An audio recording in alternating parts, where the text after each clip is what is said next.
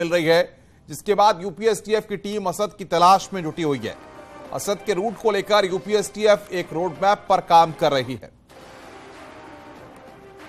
तो असद की राजस्थान में भी तलाश हो रही है, मेवात में असद की तलाश हो रही है। असद की आखिरी लोकेशन राजस्थान में मिली है।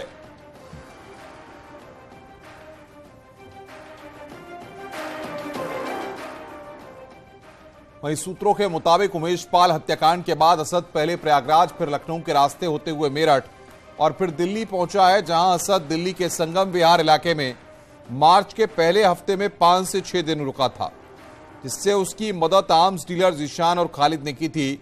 बताया जा रहा है कि बदरपुर से वो जामिया भी गया था। अपने कुछ जानकारों से मिलने पर असद वहां पर रुका नहीं, बल्कि वो वापस आ गया।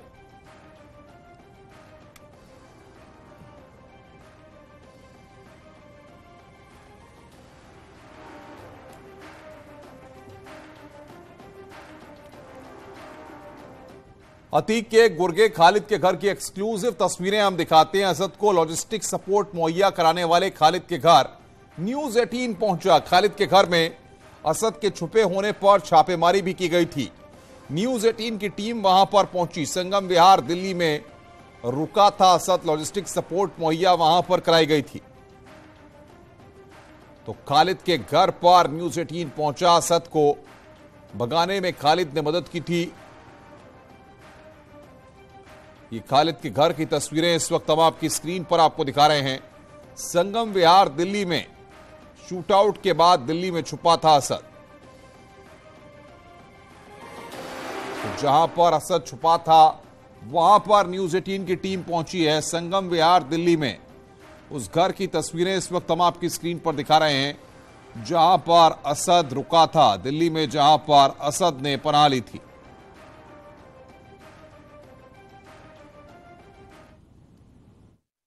इस वक्त मैं साउथ दिल्ली के संगम विहार इलाके में हूं। संगम विहार का इलाका जहां पर अतीक अहमद का बेटा असद छुपा था। इस वक्त मैं दिखाना चाहूंगा ये छोटा सा घर। ये देखिए, घर की अगर लंबाई चौड़ाई में अगर देखा जाए तो बेहद सकरा सा। हालांकि ये जो गलियां जो हैं बेहद तंग गलियों वाला इलाका है संगम विहार, और इसी घर में खालिद रहता था। पिछले 5-6 साल से यहाँ पे रहता था। और यहाँ पे देखा जाए कि यहाँ पर जो सीसीटीवी कैमरे हैं, देखिए इस घर पर 2 सीसीटीवी कैमरे यहाँ पे लगे हुए हैं और दोनों दरवाजे के दोनों साइड में लगे हुए हैं।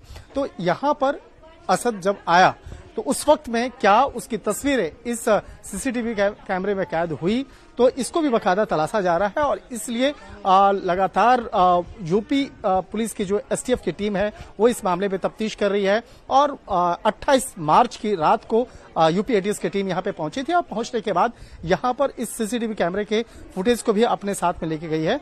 और कहा जा सकता है कि जिस तरह से खालिद की बात करें, खालिद यहाँ पे पिछले काफी समय से रहता था। हालांकि यहाँ के पड़ोसी कहते हैं कि उसका जो व्यवहार है वो व्यवहार काफी व्यवहार कुशल रहा है, लेकिन जिस तरह से इस मामले में उत्तर प्रदेश पुलिस की टीम का तफ्तीश कर रही है, इसके साथ ही दिल्ली पुलिस की टीम सहयोग कर रही है। यानी कि एक कहा जा सकता है ज्वाइंट ऑपरेशन के तहत दिल्ली पुलिस की टीम लगातार मदद कर रही है। तो ये कहा जा सकता है कि इस मामले में 3 लोगों को जिस तरह से बाकायदा हिरासत में लिया गया था और हिरासत में लेने के बाद पूछताछ की गई थी, तो उसी के बाद खालिद का जो कनेक्शन है वो निकल के सामने आया। हालांकि इस मामले में दिल्ली पुलिस की अगर माने तो इस मामले में सबसे पहले अमृतपाल नाम के एक आर्म्स डीलर की जो है वो गिरफ्तारी होती है और उससे जब पूछताछ किया जाता है तो खालिद का नाम सामने आता है, जावेद का नाम सामने आता है।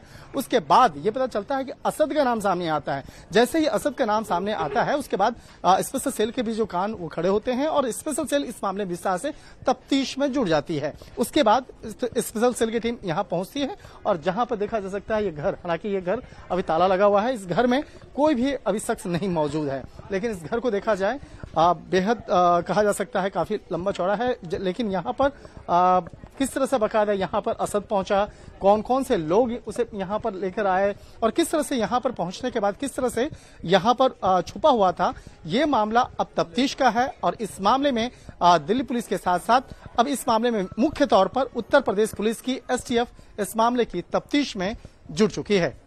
वीडियो जर्नलिस्ट अनिल शर्मा के साथ शंकर आनंद, न्यूज 18, संगम विहार, दिल्ली।